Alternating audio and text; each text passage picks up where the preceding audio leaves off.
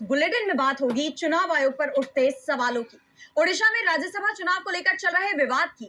देखेंगे IUPAC director को मिली जमानत पर क्यों उठे सवाल। लद्दाख में कैसे आमने सामने आए अमित शाह और राहुल गांधी। पेट में गोली लगा हुआ है। It's not a good example for the rest of the country. जानेंगे अखिलेश यादव ने योगी पर बोला क्या हमला, और बुलेटिन के आखिर में देखेंगे जाने माने कार्टूनिस्ट इरफान की किस खबर पर पड़ी तिरछी नजर। लेकिन दिन भर की तमाम बड़ी खबरों से पहले एक नजर आज की सुर्खियों पर। हवाई किराए में उतार चढ़ाव पर सुप्रीम कोर्ट ने केंद्र को लगाई फटकार। हलफनामा दाखिल न करने पर जस्टिस विक्रम नाथ की पीठ ने जताई नाराजगी। कोर्ट ने की देरी का कारण बताने वाले नए आवेदन की मांग। कर्नाटक में नेतृत्व परिवर्तन की अटकलों पर मल्लिकार्जुन खड़गे ने लगाया विराम। कांग्रेस अध्यक्ष ने कहा फिलहाल मुख्यमंत्री पद पर नहीं होगा कोई बदलाव, राज्य में जल्द सुलझा लिया जाएगा नेतृत्व का मुद्दा। आरजेडी नेता तेजस्वी यादव का बिहार सरकार पर हमला। सिर्फ 3 लोगों के सरकार चलाने और अधूरे मंत्रिमंडल पर उठाए सवाल। कहा 6 महीने में राज्य ने देख लिए 2-2 मुख्यमंत्री। सुप्रीम कोर्ट ने 30 हफ्ते के गर्भपात मामले में की अहम टिप्पणी। सीजीआई ने कहा नाबालिग को जबरन मां बनने के लिए नहीं किया जा सकता मजबूर। कोर्ट ने केंद्र को अबॉर्शन कानून में दी बदलाव की सलाह। और शेयर बाजार में गिरावट। 582 अंकों की गिरावट के साथ 76,913 पर बंद हुआ सेंसेक्स। तो वहीं 180 अंकों की गिरावट के साथ 23,997 पर बंद हुआ निफ्टी। ये तो थी सुर्खियां। अब बात आज की सबसे बड़ी खबर की। पश्चिम बंगाल में दूसरे चरण की वोटिंग खत्म होने के बाद तमाम एजेंसियों के एग्जिट पोल सामने आ गए हैं, लेकिन ये सर्वे भी सवालों से घिर गए। टीएमसी ने खासतौर पर सर्वे एजेंसी और चुनाव आयोग पर सवाल उठाए हैं। इस बीच चुनाव आयोग की तरफ से वोटिंग के दौरान मिली शिकायतों को लेकर बड़ा फैसला किया गया है। तो क्या है ये पूरी खबर, देखिए इस रिपोर्ट में। 5 राज्यों पश्चिम बंगाल, असम, तमिलनाडु, केरलम और पुदुचेरी में विधानसभा चुनाव के लिए वोटिंग की प्रक्रिया पूरी हो चुकी है। अब सबसे बड़ा सवाल यह है कि किस राज्य में किसकी सरकार बनेगी, लेकिन उससे भी बड़ा सवाल इस वक्त चुनाव आयोग की कार्यशैली को लेकर बना हुआ है। दरअसल 29 अप्रैल को पश्चिम बंगाल में दूसरे चरण का मतदान हुआ और चुनाव आयोग के मुताबिक 92.67% लोगों ने वोट डाले।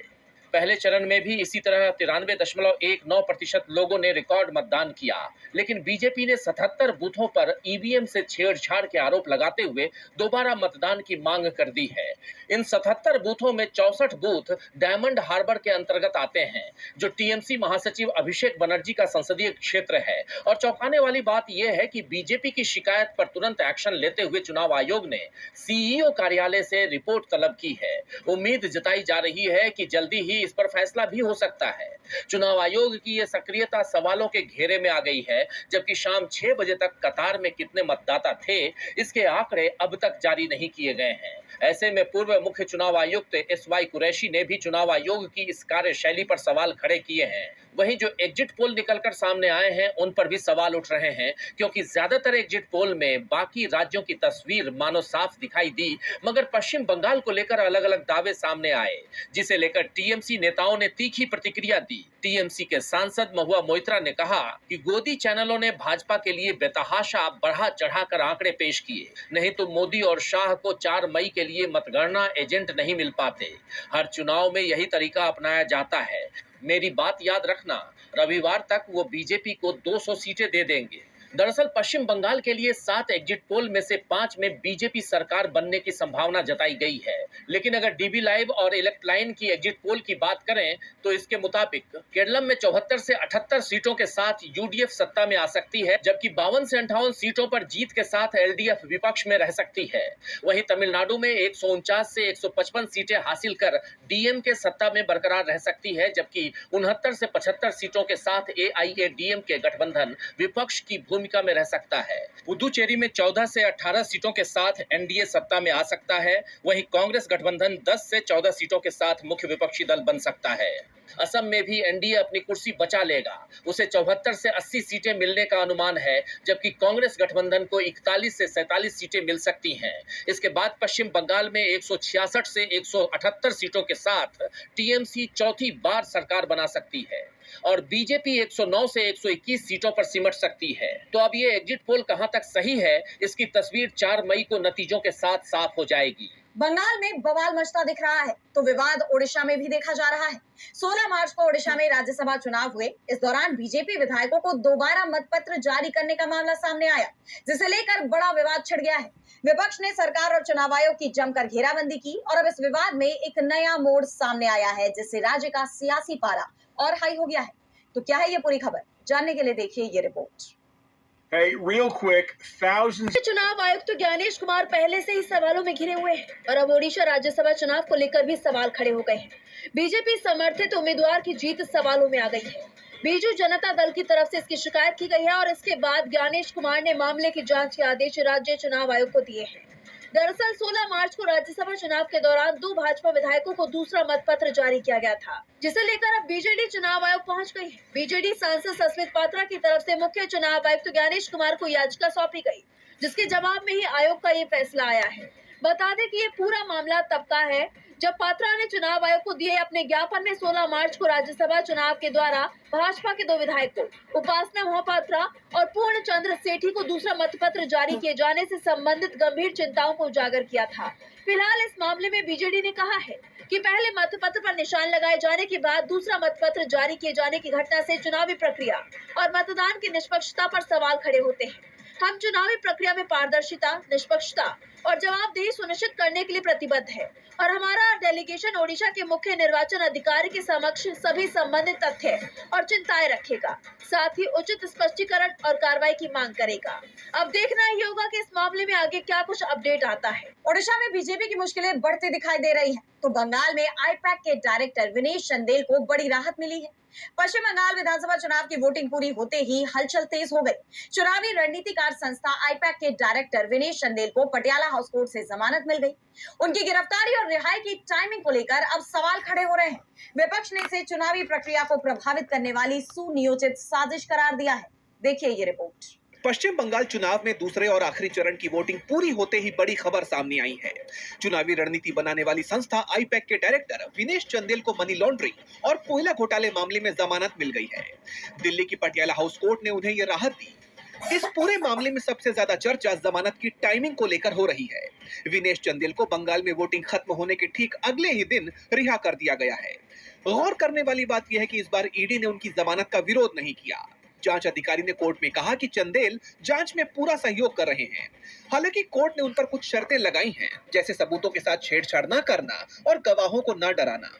लेकिन अब इस फैसले के बाद राजनीति गर्मा गई है। आम आदमी पार्टी के सांसद संजय सिंह ने केंद्र सरकार पर तीखा हमला बोला है। उन्होंने कहा, मोदी शाह की कितनी बेहतरीन तानाशाही है। चुनाव के पहले आईपैक के लोगों को गिरफ्तार करो, टीएमसी के चुनाव को बर्बाद करो, चुनाव के बाद ईडी का कमजोर विरोध कराकर अदालत से जमानत करा दो। वाह भाई ज्ञानेश कुमार, मान गए गुरु, गजब चुनाव करवाया है। दरअसल ये मामला बंगाल में अवैध कोयला खनन और उसकी बिक्री से जुड़ा है। ईडी का आरोप है कि आईपैक ने करीब 50 करोड़ रुपए की अपराध की कमाई को ठिकाने लगाया है।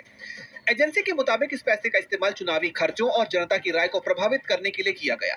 विनेश चंदेल की इस कंपनी में 33% की हिस्सेदारी है। उन्हें 13 अप्रैल को गिरफ्तार किया गया था, जिसे विपक्ष ने राजनीतिक साजिश बताया था। अब चुनाव खत्म होते ही उन्हें जमानत मिलने और ईडी के विरोध न करने पर सवाल उठ रहे हैं। क्या ये केवल एक कानूनी प्रक्रिया है या इसके पीछे कोई राजनीतिक स्क्रिप्ट है? सवाल बरकरार है। बंगाल में इस वक्त सियासी पारा हाई है, तो लद्दाख में भी राजनीतिक हलचल तेज हो गई है।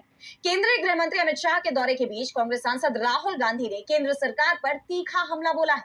उन्होंने एक प्रतिनिधिमंडल से मुलाकात के बाद आरोप लगाया कि लद्दाख को पुलिस स्टेट में बदल दिया गया है और स्थानीय लोगों की आवाज दबाई जा रही है। तो क्या कुछ कहा राहुल गांधी ने, जानने के लिए देखिए ये रिपोर्ट। लद्दाख में राजनीतिक पारा एक बार फिर हाई हो गया है। कांग्रेस सांसद राहुल गांधी ने सोशल मीडिया प्लेटफॉर्म एक्स पर एक वीडियो साझा करते हुए केंद्र सरकार पर गंभीर आरोप लगाए हैं। ये बयान ऐसे समय में आया जब केंद्रीय गृह मंत्री अमित शाह खुद लद्दाख दौरे पर हैं। राहुल गांधी ने लद्दाख के एक डेलीगेशन से मुलाकात के बाद कहा, इस खूबसूरत क्षेत्र को पुलिस स्टेट में बदल दिया गया। उन्होंने आरोप लगाया कि लद्दाख के लोगों की लोकतांत्रिक आवाज को कुचला जा रहा है और उनकी कीमती जमीन और पर्यावरण को प्रधानमंत्री मोदी के अरबपति मित्रों, खासकर अडानी समूह के हवाले किया जा रहा है। राहुल के मुताबिक स्थानीय लोगों की सहमति के बिना बड़े सोलर प्रोजेक्ट्स के लिए जमीनें दी जा रही हैं। राहुल ने एक्स पर पोस्ट किया कि लद्दाख के युवाओं ने मुझे बताया कि किस तरह उनके खूबसूरत आशियाने को एक पुलिस राज में बदल दिया गया है। उनकी आवाज दबा दी गई है, लोकतांत्रिक अधिकारों को कुचल दिया गया है और उनकी जमीन और नाजुक पर्यावरण को मोदी जी के अरबपति मित्रों के हवाले किया जा रहा है। लद्दाख के लोग विकास के खिलाफ नहीं है, वो रोजगार और उद्योग चाहते हैं, मगर ऐसा विकास जो स्थानीय लोगों को फायदा पहुंचाए। आशा है कि अपने दौरे के दौरान गृह मंत्री इस सच्चाई को समझ पाए। वीडियो में प्रतिनिधिमंडल ने अपनी प्रमुख चिंताओं को सामने रखा। पहला, छठी अनुसूची, संवैधानिक सुरक्षा की मांग। दूसरा, राज्य का दर्जा, लद्दाख को पूर्ण राज्य बनाने की अपील। तीसरा, रोजगार, स्थानीय युवाओं के लिए नौकरियों के अवसर। चौथा, लोकतांत्रिक ढांचा, विधानसभा और सक्रिय पंचायतों की बहाली। चर्चा के दौरान 24 सितंबर को ही पुलिस फायरिंग की घटना को लद्दाख के इतिहास का काला अध्याय बताया गया, जिसमें 4 युवाओं की जान चली गई थी। लोग कहते हैं 4 ही लोग मरे, गोली उन्होंने बहुत लोगों पे चला है सर, मरे सिर्फ 4, पेट में गोली लगा हुआ है। It's not a good example for the rest of the country. स्थानीय युवाओं का कहना है कि प्रशासन संवाद के बजाय बल प्रयोग कर रहा है और वहां रोजगार के अवसर शून्य हो गए हैं। जहां एक तरफ अमित शाह का दौरा सरकारी विकास और सुरक्षा योजनाओं पर केंद्रित है, वहीं राहुल गांधी ने इसे पहचान और अधिकारों की लड़ाई करार देकर केंद्र को कटघरे में खड़ा कर दिया है। अब देखना ये होगा कि गृह मंत्री अपने इस दौरे के दौरान इन स्थानीय चिंताओं पर कोई प्रतिक्रिया देती हैं या नहीं। राहुल गांधी ने केंद्र सरकार को घेर लिया है तो अखिलेश यादव ने भी बीजेपी की घेराबंदी कर दी। उत्तर प्रदेश विधानसभा के विशेष सत्र में महिला आरक्षण के मुद्दे पर सियासत चरम पर पहुंच गई। सीएम योगी आदित्यनाथ ने गेस्ट हाउस और पूजा पाल प्रकरण का जिक्र किया तो अखिलेश यादव ने भी तीखा पलटवार किया। उन्होंने सीएम को उनके वापस लिए गए मुकदमों की याद दिलाते हुए बड़ी चुनौती दे दी है। तो क्या है पूरी खबर, जानने के लिए देखिए ये रिपोर्ट। उत्तर प्रदेश की राजनीति में एक बार फिर जुबानी जंग तेज हो गई है। गुरुवार को महिला आरक्षण संशोधन विधेयक के गिरने को लेकर बुलाए गए विधानसभा के विशेष सत्र में मुख्यमंत्री योगी आदित्यनाथ और सपा प्रमुख अखिलेश यादव के बीच तीखा वार पलटवार देखने को मिला। सदन को संबोधित करते हुए मुख्यमंत्री योगी आदित्यनाथ ने समाजवादी पार्टी को महिलाओं के सम्मान के मुद्दे पर जमकर घेरा। उन्होंने इतिहास के पन्ने पलटते हुए गेस्ट हाउस कांड की याद दिलाई और कहा कि सपा का इतिहास महिलाओं के प्रति संवेदनहीन रहा है। सीएम ने खास तौर पर सपा विधायक पूजा पाल का जिक्र करते हुए कहा कि जब उनके पति राजू पाल की जान ली गई थी तब सपा माफियाओं के सामने नतमस्तक थी। योगी ने आरोप लगाया कि सपा की सहानुभूति न तो पिछड़ों के प्रति है और न ही दलितों के प्रति, वो केवल माफियाओं को संरक्षण देते हैं। मुख्यमंत्री के हमलों के बाद सपा प्रमुख अखिलेश यादव ने सोशल मीडिया प्लेटफॉर्म एक्स पर मोर्चा संभाला। उन्होंने योगी आदित्यनाथ को उनके पुराने मुकदमों की याद दिलाते हुए पलटवार किया। अखिलेश ने लिखा, जो मुकदमे मुख्यमंत्री जी ने अपने ऊपर से वापस लिए थे उनकी लिस्ट याद करके वो खुद पढ़ेंगे या हम किसी से पढ़वा दें, सदन में या सड़क पर। जिसका आप विरोध कर रहे हैं उसी की मैं भूमिका तैयार कर रहा हूं। मैं वही आ रहा हूं ना, मैं वही आ रहा हूं। आप लोग देखिए, वही तो मैं कह रहा था। आप लोगों के आचरण को देख करके गिरगिट भी समझा जाएगा कि कौन आ गया है। ये कि संसद में आचरण कैसा और यहाँ आचरण कैसा, वह भी समझा जाएगा कैसे रंग बदला जाता है। यानी दिल्ली से लखनऊ पहुंचते पहुंचते जब आधी आबादी के आक्रोश को झेलना पड़ रहा है, अब यहां पर रंग बदल गए। अब कह रहे हैं 33% आरक्षण होना चाहिए। तो सदन में विरोध क्यों किए? क्यों सदन में विरोध किए? अखिलेश यादव ने इस पोस्ट के जरिए सीधे तौर पर मुख्यमंत्री की शुचिता पर सवाल उठाए और संकेत दिया कि अगर भाजपा पुराने मामलों को कुरेद रही है तो सपा भी पीछे नहीं हटने वाली। इस आरोप प्रत्यारोप ने प्रदेश की राजनीति का पारा हाई कर दिया है। अखिलेश और सीएम योगी में तीखी बहस देखने को मिली तो कोर्ट में पवन खेड़ा के मामले में भी बहस जारी रही। कांग्रेस नेता पवन खेड़ा की जमानत याचिका पर सुप्रीम कोर्ट में सुनवाई पूरी हो गई है। कोर्ट ने अपना फैसला सुरक्षित रख लिया है। यह मामला असम के सीएम की पत्नी रिनिकी भुइयां शर्मा से जुड़ा हुआ है। उन्होंने खेड़ा पर फर्जी दस्तावेजों के जरिए आरोप लगाने का केस दर्ज कराया है। सुनवाई के दौरान दोनों पक्षों में तीखी बहस देखी गई और अब सुप्रीम कोर्ट तय करेगा कि खेड़ा को गिरफ्तारी से राहत मिलेगी या नहीं। देखिए ये रिपोर्ट। कांग्रेस नेता पवन खेड़ा की अग्रिम जमानत याचिका पर सुप्रीम कोर्ट ने अपना फैसला सुरक्षित रख लिया है। यह मामला असम के मुख्यमंत्री हिमंता बिस्वा शर्मा की पत्नी रिंकी भुइयां शर्मा की तरफ से दर्ज कराए गए आपराधिक मानहानि के मामले से जुड़ा हुआ है। सुनवाई के दौरान पवन खेड़ा ने सुप्रीम कोर्ट से कहा कि उन्हें गिरफ्तार करके जलील करने की जरूरत नहीं थी। दरअसल पवन खेड़ा ने मुख्यमंत्री की पत्नी पर गंभीर आरोप लगाए थे। उन्होंने दावा किया था कि रिंकी भुइयां के पास कई पासपोर्ट्स और विदेश में अघोषित संपत्तियां हैं। इन आरोपों के बाद रिंकी भुइयां ने गुवाहाटी में पवन खेड़ा के खिलाफ भारतीय न्याय संहिता के तहत मामला दर्ज करवाया था। सुनवाई के दौरान दोनों पक्षों ने दलीलें दी पवन खेड़ा का पक्ष रखते हुए उनके वकील अभिषेक मनु सिंघवी ने कहा कि पवन खेड़ा को गिरफ्तार कर अपमानित करना जरूरी नहीं है। उन्होंने तर्क दिया कि आरोपों की सच्चाई सुनवाई का विषय है। अगर अभी जमानत नहीं मिली तो अग्रिम जमानत का मकसद ही खत्म हो जाएगा। वहीं असम सरकार का पक्ष रखते हुए सॉलिसिटर जनरल तुषार मेहता ने याचिका का कड़ा विरोध किया। उन्होंने आरोप लगाया कि पवन खेड़ा ने फर्जी और छेड़छाड़ किए गए पासपोर्ट्स की प्रतियां दिखाई हैं। मेहता ने तो यह भी कहा कि पवन खेड़ा फरार है और वीडियो जारी कर रहे हैं। पवन खेड़ा ने इससे पहले गुवाहाटी हाईकोर्ट का दरवाजा खटखटाया था, लेकिन 24 अप्रैल को हाईकोर्ट ने उन्हें राहत देने से इनकार कर दिया।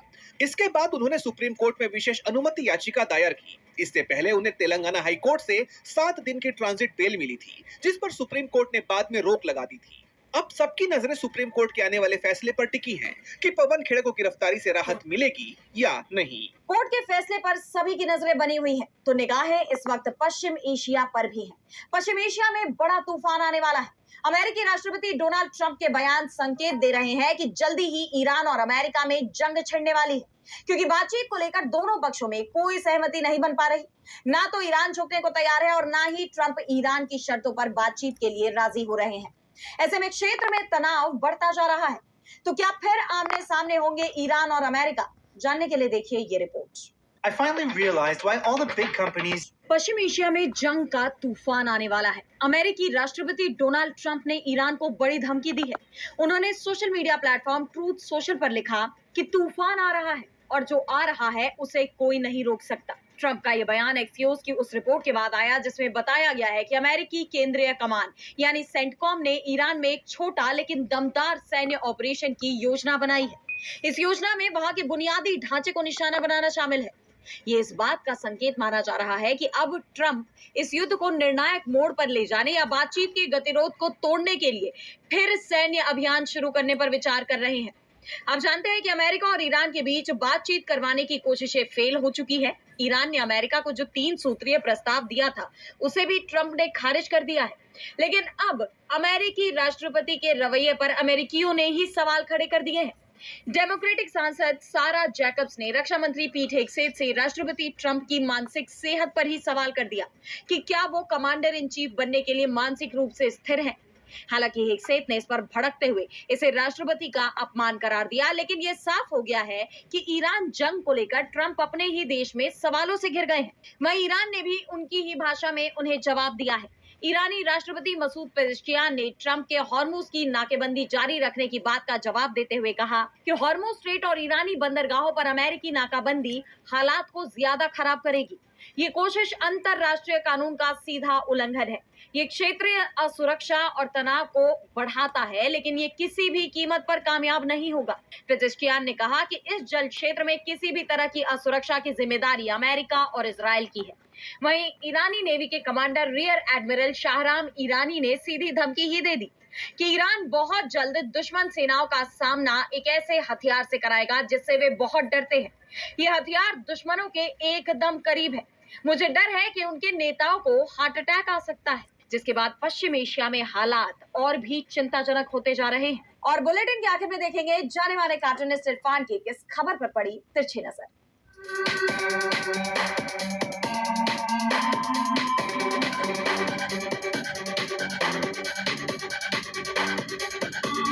पिछले 2-3 महीनों से होने वाले पिछले 4-5 स्टेट्स के जो चुनाव थे वो पूरे हो गए हैं। अब देखना यह है कि बेरोजगारी के ऊपर, भुखमरी के ऊपर, गरीबी पर या देश की कानून व्यवस्था पर सरकार कब बात करेगी। हाँ, लेकिन सरकार ने पाकिस्तान के साथ में युद्ध करने की बात छेड़ दी है और गृह मंत्री जी ने कहा कि भाई हम तो लंबे युद्ध करने के लिए तैयार बैठे हुए हैं।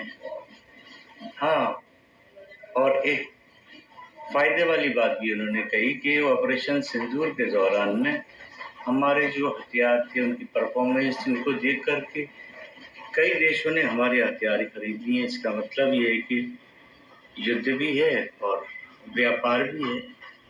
होने वाले जो नुकसान हैं वो होंगे, उनको तो देश की जनता भुगत ही लेगी।